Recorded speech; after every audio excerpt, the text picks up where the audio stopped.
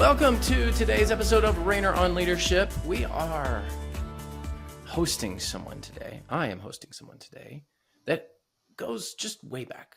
We go way back. And he knows all my dark secrets, and I hope he chooses not to share them. If he does, we're going to edit them out. But we have Eric Geiger, Dr. Eric Geiger, on the podcast today from Mariners Church, lead pastor there. I am sure you know him. Of Simple Church fame, among many other things. Eric, how you doing today? Man, I'm great. I'm honored to be on the podcast. Thanks for inviting me to be a part. How are you still awake? You just got back from Kenya. I did. This is the only advantage of not being able to sleep on a flight. I am not a great flyer. I have a hard time sleeping. So because of that, I'm up for like 30 hours and then I get home, which then I sleep through the whole night. And so it kind of it's not great, but the one upside is you enter much more quickly because you actually don't wake up in the middle of the night because you hadn't slept for 30 hours. So it's the one upside of not being able to sleep on a flight. Yeah, I've been there. I just recently took a trip to India, and that's a long flight. It's a long one. Yeah. So I understand, but hey, listen, it is great to have you on the show today. Great to be here. We're going to be talking about something that has garnered a lot of interest from our audience, but we're looking at it from a different perspective. Many of you have heard me talk about the waning movement of the megachurch. We've given a lot of data behind that, wrote a whole book on it. But Eric's here. He is a pastor of a megachurch. That being said, his church is doing really well. So I want to talk to him about, okay, if this movement is waning, what should these larger churches do? And not just mega churches, but any church that is larger. The median church size is like 65 people. So, churches of 800, 900, 1,000, this kind of applies to you too. Yeah. I want to hear from him because he's really dialed into something that I think is extraordinarily valuable for all church sizes. But before we get there, I want to thank our sponsor, Southern Seminary. They have been a longtime sponsor of the show. Very grateful for them. Known for their theological foundation, their academic prowess. But did you know they've got a great doctor of ministry? You should go check it out. It's very practical. You've got problems in your church. They got solutions. I love this program. I love Southern Seminary.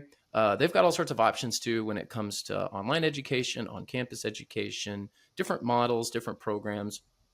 Really, this is the premier institution in America, arguably the premier institution in the world. So go to sbts.edu/solutions, sbts.edu/solutions, and go check out their Doctor of Ministry program. They'd be glad to have you. You should go check it out. Eric, you were at Southern, right? I was. That's how I met your dad, was at Southern. Yeah. So, you can speak to this a little bit. You had lots of good years there. Any insights about Southern Seminary that you want to share? Just realize they're a sponsor, so be nice. Yeah. I have so many great relationships from professors there that impacted me and super thankful for. And then I had great community with people who I enjoyed studying alongside. And as you said, it really is a seminary that's well known and renowned for theological, robust education. And I've benefited a lot from that. I did. I'm thankful for it. As am I. I graduated from there and I mowed Dr. Moeller's yard. That's how I got started in my career. Was it a riding mower or like a push mower? It was a tractor. Because it's a very big yard. It's a big yard, but I mean, you didn't like have to get down and like push. You just like rode around. I was on the grounds crew. So before people are like, what's he talking about? I worked on the grounds crew when I was in college before I was ever thinking about seminary. And I used to. So the mental picture of you knocking on his door and offering to mow his grass for $20. That's the wrong. It's the wrong mental picture. He may remember me doing that. I don't know. But I guarantee you it's not something that he thinks about. Yeah.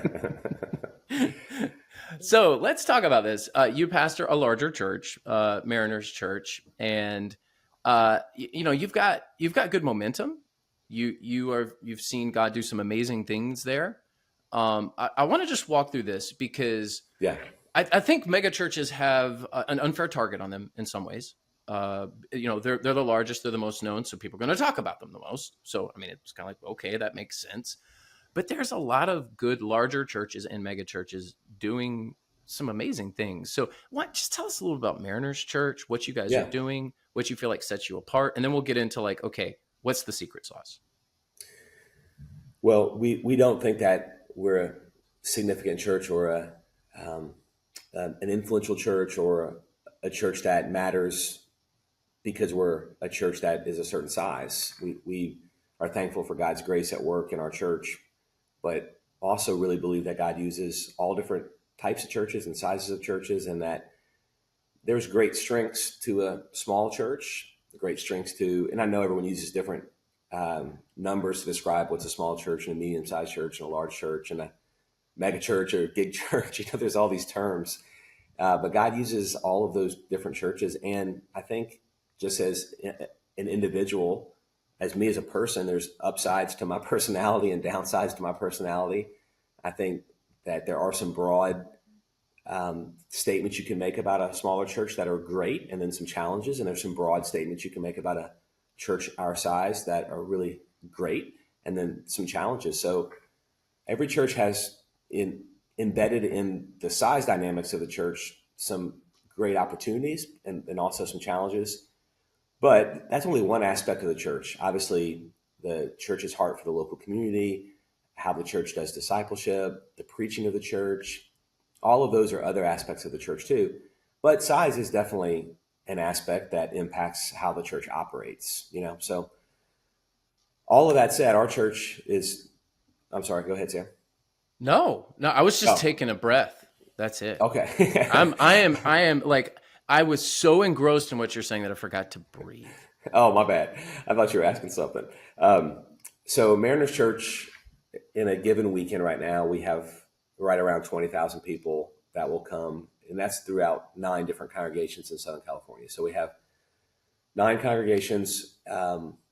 One of the congregations is what we would call the broadcast campus or congregation, where the teaching is then sent out to other congregations. And that congregation is also the one that has been around the longest by far and is the largest. And so some of my friends have churches with, similar number of congregations, 8 to 10, some 20, 30.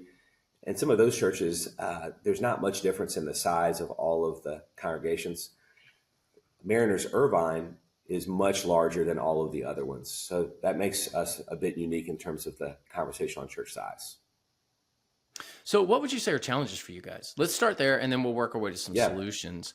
So, Yeah. you went to Mariners. I remember the move from Nashville, and Yeah. I remember thinking, oh man, we're Lifeway's losing like the heart and soul. What are we gonna do? And I didn't work at Lifeway, but my dad was there, Yeah. and you guys served together. And I think very just so you guys know, I think very highly of Eric, even though he could share some horrible stories about me.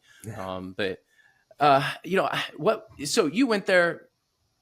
You faced any number of challenges. What are you seeing today? Like, so when you say, okay, we're in a Yeah. good place, but Yeah. what's the but?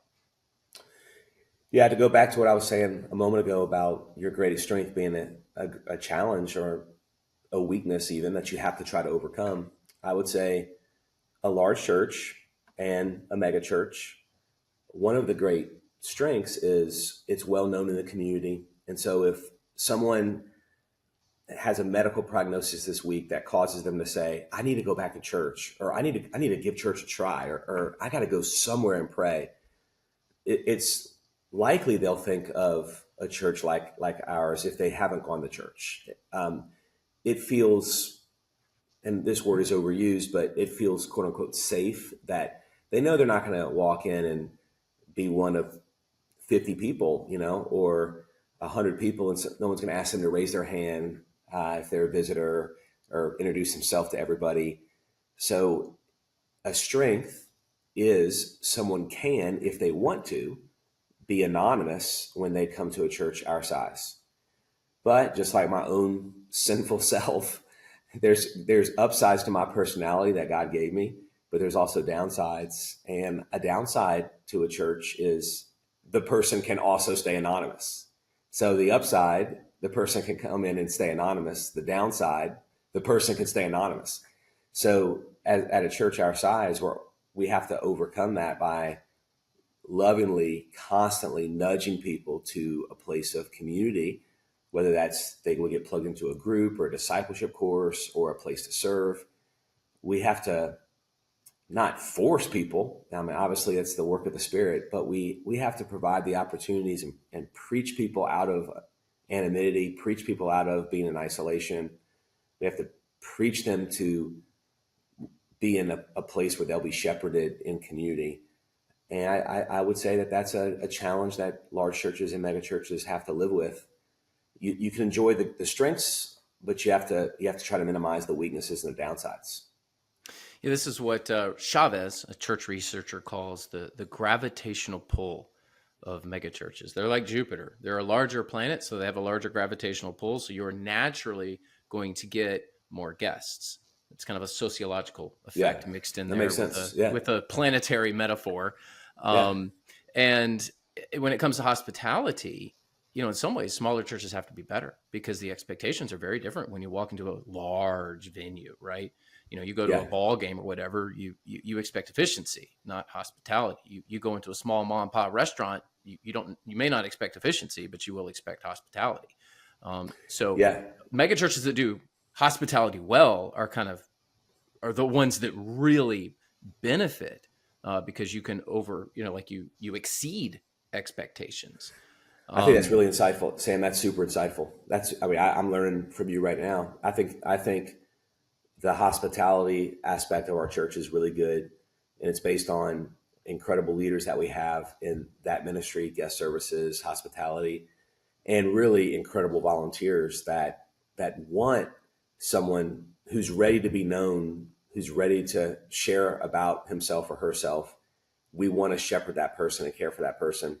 But obviously, that does not happen because of me. That happens because just an incredible team of people. And my wife grew up in a really small church, like 30 people on a weekend, and it was very hospitable. The church was, and every time I went to with her, everyone knew my name. It's like a family, it was really beautiful. So I do agree that's one thing a small church, a medium-sized church should lean into. The hospitality is really beautiful. God's people are amazing. They really are. God's people who really have a spirit, not just church people, but God's people who are really owned by the Spirit of the living God. They are amazing people to be around. And so a small church gets to highlight that so well. So what's different? A lot of times when people think of megachurches, rightly or wrongly, their mind kind of goes back to the 1990s, right? So it's Saddleback Sam, it's Willow Creek, it's some of these other churches. So what's different now? Because, a lot of people's perceptions of megachurches is baby boomers, which that's when these megachurches grew, was when the baby boomers were coming of age. The baby boomer generation is fading. I hate to say that. They've done a lot of good in our society, but they're getting older. So the models change, right? And now it's millennials and Gen Z. So when you look at like a growing mega church today, what is different today than say when everybody was talking about Willow Creek or Saddleback? Yeah.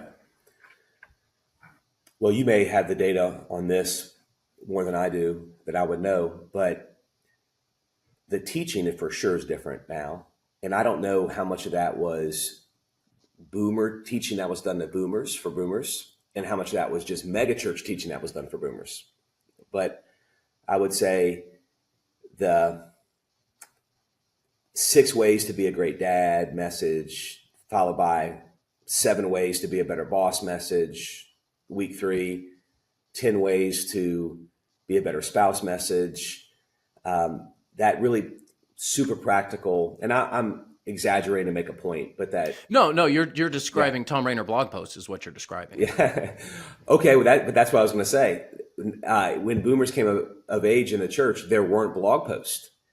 There weren't practical blog posts that you could go to. So I do think a lot of times churches were meeting a very practical need in someone's life that is now met in society in a whole lot of different ways. So there may not have been a time in 1988 where you could Google, I need 5 ways to be a better boss.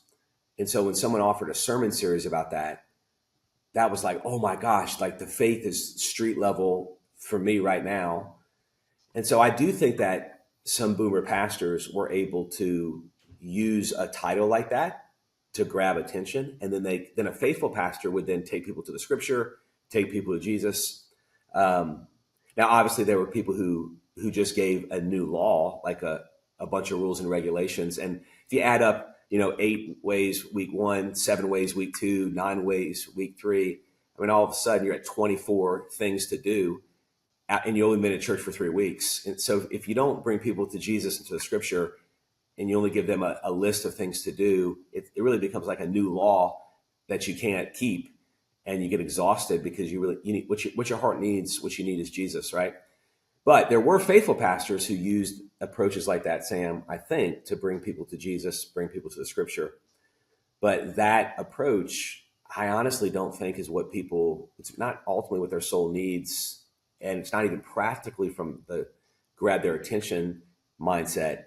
I don't think it grabs attention anymore because I don't need the church to tell me that. There's so many places I can look for those pointers on life. So the teaching, I think, in most churches our size, and it's not just a size issue, teaching that's really resonating. I think we have a new generation who's like, man, tell me what the scripture says. It's like, serve me. I don't even want it on the rocks. Don't water it down at all. Give it to me neat. I just want it straight up. And so that doesn't mean be a jerk with the truth, but it means that people do want to know what the truth says, what the truth is. So let's take a little technical turn here. Let's get into some leadership world and some leadership theory. There is a leadership paradigm called charismatic leadership. That is not a theological statement, listeners. Right. That's a whole different conversation. But there's this idea that you find a leader that has charisma, or that leader just rises up because of their talent and their ability. And in church world, they can command the stage. They can keep large audiences engaged. They're like Eric Geiger. No, that's not me. Walk into the room, and everyone's like, it's Eric Geiger. No, that's not me. And everyone wants to listen, right? So that's the model. You whether or not Eric is, we'll let your church determine that. But in terms of charismatic leadership, a lot of large churches depend on that model. Now, here's the thing: if you have the ability and the talent, it's not wrong that you have it, right? So if that's your ability to preach to large audiences and to capture that, hey, go with it. You shouldn't push back on something that God has blessed you with. That being said, when you create the structure of the church around a charismatic leader, I think is where some of these models begin to fail. So talk to us a little bit about that. Yeah. What is Mariners different there? I hope so. What do you do to kind of push back on, we're here for Eric Geiger. Yeah. I do not want to be that way at all. And I do know that some churches are structured that way. And I do believe that you're right. And once again, very insightful that if you are structured that way, then you really are built around a single person or a single personality. Man, that is a very frail church. And the long run will be really frail because it's built on just the gifting of one person. The church is not a gifted leader. A church is a gifted community. You mentioned the word charismatic. I mean, really, when you strip it down to the biblical term, it means gifted. Charismatic is gifted, right? And so a church is really a community of charismatic people, a community of gifted people. And so we want to do ministry biblically, Ephesians 4:11-13, where we equip a community of charismatics. And again, to your point, not referring to how you're considering whether this person is a cessationist or continuous, or their music style, or if they have flags and handbells, or not that. But if let's put all that together in one service. Can your worship pastor do that? I want flags, handbells, tambourines. I want it all. That could be fun. It would be different. But the church as a whole, biblically is filled with charismatic people in that they're gifted. And so we don't want just a gifted pastor, but we want to leverage a gifted community. I think the emphasis on a single person who can fill a room or attract a crowd, I don't think that's only large churches. I mean, I became a Christian in South Louisiana, and there were some like charismatic, not the theological term, but just really fun to listen to pastors of churches of 200, 500, and they held it together with them. I mean, they knew every single name, the weight of their personality. When I went to college in North Louisiana, I would travel and speak. I was often asked to speak at these youth rallies, and I remember several pastors of churches, 600 to 700, that had a pastor who was like, they were the football chaplain for the high school football team. They were the chaplain at the police department. They knew everyone in the community in these small towns. I mean, they held the church together by, in a beautiful way, how much they love that community. But if they weren't careful, it can move into the weight of who that person is, right? I don't think our church is built on that at all. I don't honestly, I was often intimidated by some of those people, because not in a bad way, but in a, wow, this person's incredible. I don't know if I could ever be this kind of person. I'm thinking of three of the largest churches right now in America. And I don't think these three churches have a pastor who leads that way, that they're more of a systematic, disciplined, not that those others weren't, but these people build great systems, and they develop teams of people who lead and shepherd. So I'm thinking of Christ Church of the Valley with Ashley Woolridge. I mean, he's just a godly man, and church has exploded in the last several years under his leadership. But when I talk to him, it's a lot about how are we building systems where people are shepherded and cared for. It's not about how he increases his social media presence or how he attracts more people. It's not how he thinks. Craig Hodges at Church of the Highlands, spent some time with him last week.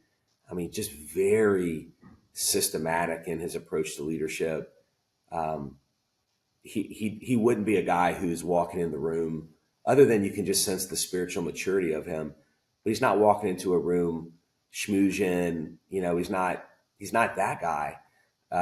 Craig Rochelle, he's been at Life Church, has been a personal mentor to me, and he's just a very systematic, doesn't view systems and the Spirit as two opposites, but that the Spirit can work through systems. And so he just thought very wisely about building structures where, honestly, I think about him and I think about the pastors that I'm mentioning when I was a youth pastor in North Louisiana.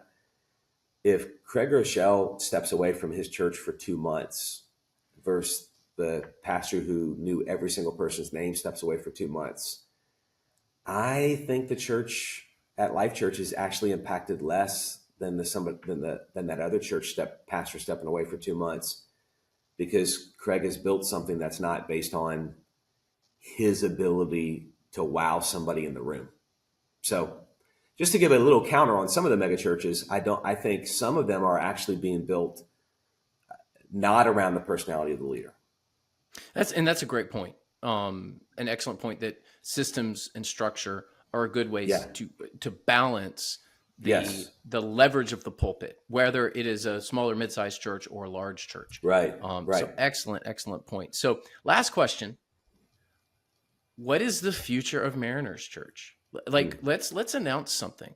Do you have I'm just to our listeners, like, we didn't talk about this before. It's just like, give me the scoop. Like, where are you guys going in the next 5 years? Like, what's next for you? You've seen good success. You're in a healthy place. What's next?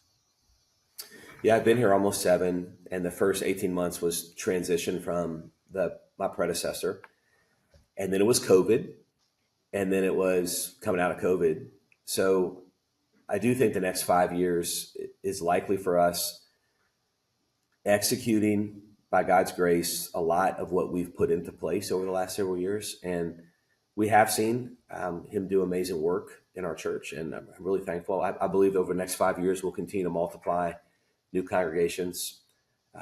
We'll continue to find ways to serve local cities and local communities in Southern California, including the poor and the marginalized. We'll find ways to engage the next generation. It's been a huge priority for us. Our young adult community is probably, I mean, if you're at Mariners, you probably don't even think it's a secret. It's where I spend a lot of my energy, is in our young adult, thinking about our young adults. And I teach at a Thursday night service that's designed for young adults. And it wasn't because I read a strategy book.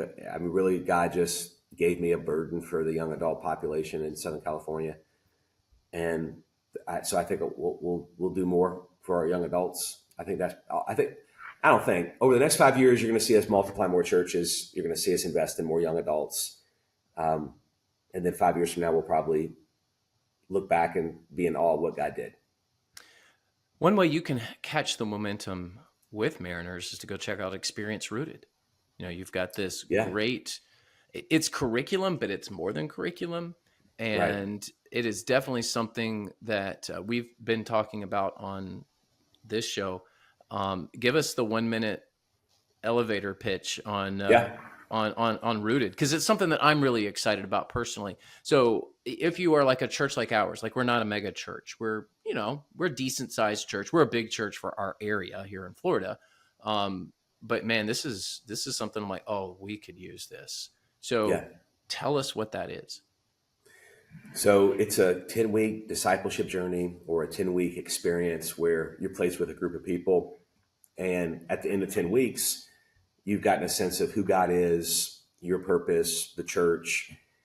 But honestly, it's not like the curriculum's magical. I mean, I came from a publisher, right? So I saw so much curriculum, but it is designed where that group of people over 10 weeks, where they can become really tight. Kind of like, I just got back from a mission trip. Kind of like when you go on a mission trip for 10 days and you feel like you have friends for life. Rooted has these experiences embedded where the group becomes really tight. It's been really important for us to go with what I said at the very first. One of the challenges of megachurch is, how do we help people get in community? So we do Rooted 3 times a year.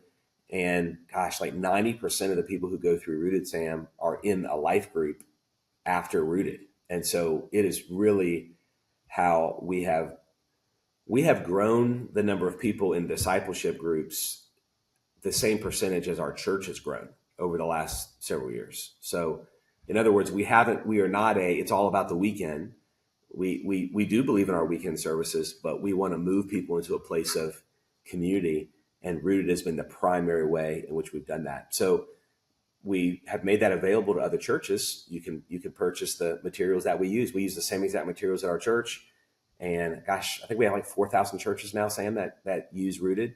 And so it's really, the last several years, blown up. And I mean, you probably, if you are a pastor listening and you have 10 friends that are pastors, my guess is a couple of those pastors have used Rooted in their church. Ask them. I mean, I think you're going to hear, oh my gosh, it's like the best thing we've ever do to get people in groups.